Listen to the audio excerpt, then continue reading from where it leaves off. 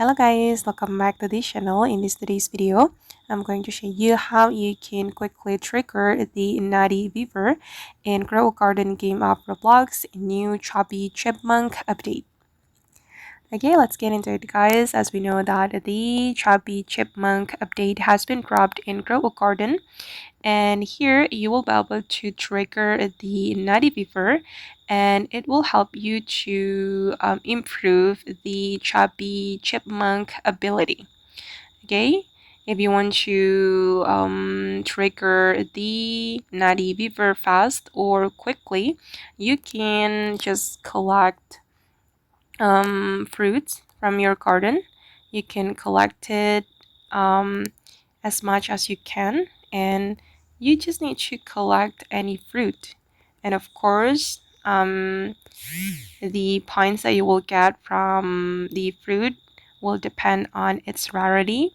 So I recommend you to collect rare fruit or rare plant, such as beanstalk or elder strawberry, or maybe the burning bud. And after that, you can go to this area and submit all your fruits to the NPC, and it will help you trigger the Nutty Beaver. Oops. Okay, you can submit any fruit to the NPC. I'm going to submit all fruits. Okay.